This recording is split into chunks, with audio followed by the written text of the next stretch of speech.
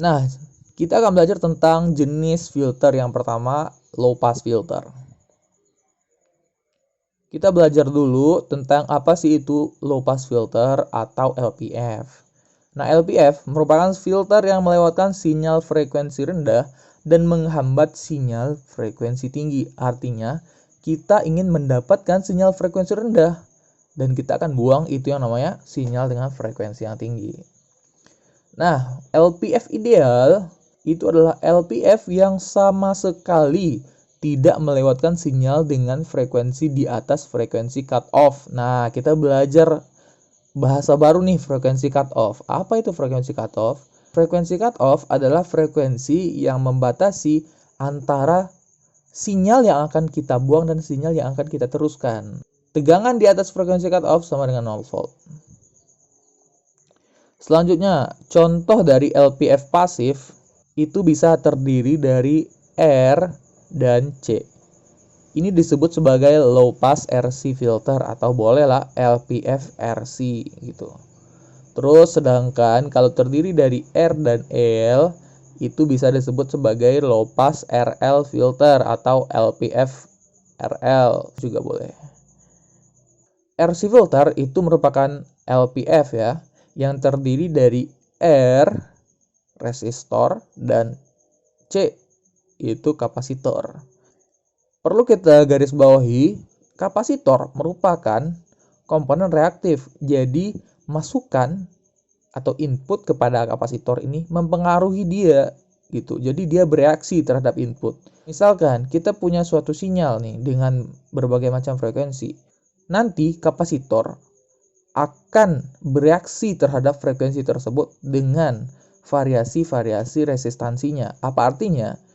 Jika suatu sinyal berfrekuensi rendah, maka resistansi dari kapasitor itu akan tinggi. Jika frekuensi sinyal itu tinggi, maka resistansi kapasitor itu akan rendah. Nah, kita review singkat nih. Aliran listrik itu lebih cenderung melewati jalur tanpa hambatan. Nah, kalau frekuensi suatu sinyal itu tinggi, maka resistansi di sini tuh bakal rendah banget. Jadi, suatu sinyal yang lewat ke sini bakal lebih cenderung untuk lewat sini gitu. Suatu sinyal yang berfrekuensi tinggi bakal lebih cenderung untuk melewati kapasitor karena resistansi itu kecil banget. Jikalau ada suatu sinyal berfrekuensi rendah, ketika dia belok ke sini, dia ngelihat nih kapasitor punya resistansi yang gede banget. Jadinya dia tuh nggak mau lewat di sini. Jadi suatu sinyal berfrekuensi rendah akan berjalan dari sini ke sini dan diteruskan ke sini gitu. Jadi yang tinggi bakal ke sini, yang rendah bakal ke sini. Jadinya kita dapat menyaring sinyal yang berfrekuensi rendah dan berfrekuensi tinggi, alias berfrekuensi rendah akan kita tampung, yang berfrekuensi tinggi akan kita buang. Inilah prinsip dari RC filter. Sifat kapasitor ini bisa kita simpulkan bahwa dia itu berkebalikan antara frekuensi inputannya dengan resistansinya. Jadi ini adalah kata kuncinya, itu berkebalikan. Nah, gimana sih caranya kita menyatakan rangkaian ini dalam rumusan matematis? Nah, sekarang kita punya persamaan nih. Persamaan F sama dengan setengah dikali Pi dikali R dikali C. Artinya setengah dikali Pi dikali resistansi nilainya dikali dengan nilai kapasitansinya. Nah, kita langsung masuk aja ke contoh soal. Pertama, diketahui nilai Pi diketahui nih 3,14. Terus R sebesar 1 kilo ohm dan C sebesar 10 nanofarad. Kita ditanya berapa nilai frekuensi batas. Nah, kita bisa jawab menggunakan persamaan tadi, yaitu setengah Pi RC.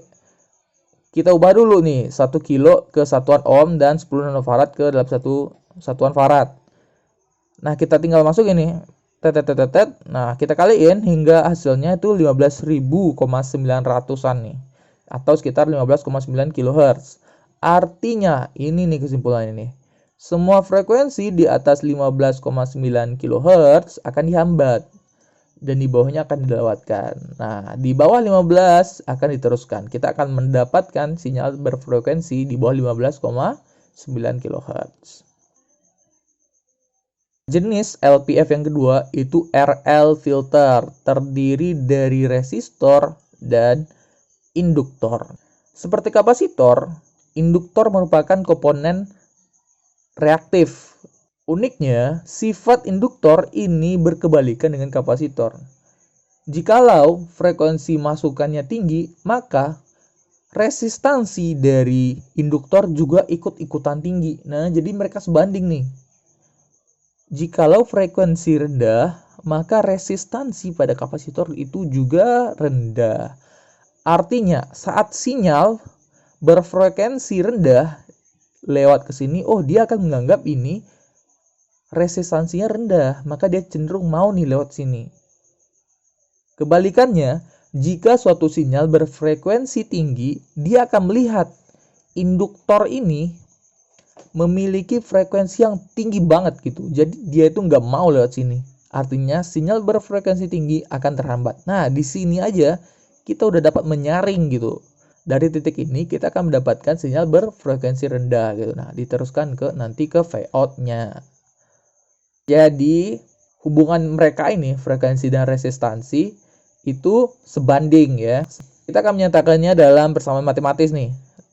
Untuk mencari frekuensi cutoff atau frekuensi batas. Itu persamaannya adalah R dibagi dengan 2 dikali Pi dikali L. Kita langsung masuk aja ke contoh soal. Misalkan kita punya Pi, R, dan L. R-nya itu 10 kilo ohm lagi dengan L 470 mH. Dan ditanya berapa frekuensi batas atau frekuensi cutoff. Lagi-lagi kita tinggal masukin ke persamaan dengan nilai F itu bisa dicari dengan F sama dengan R dibagi 2 PL. Nah, kita tinggal masukin aja. Ya, 10 kilo ohm kita jadiin 10 ohm ke dalam ohm dulu, dan 470 mH kita jadiin ke Henry dulu. Oke, kita dapatnya 0,47 nih.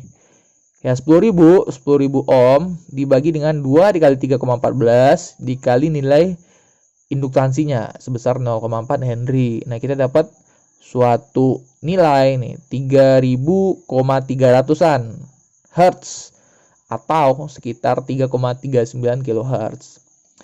Kesimpulannya, semua frekuensi di atas 3,39 akan dilemahkan dan di bawah 3,39 akan dilewatkan.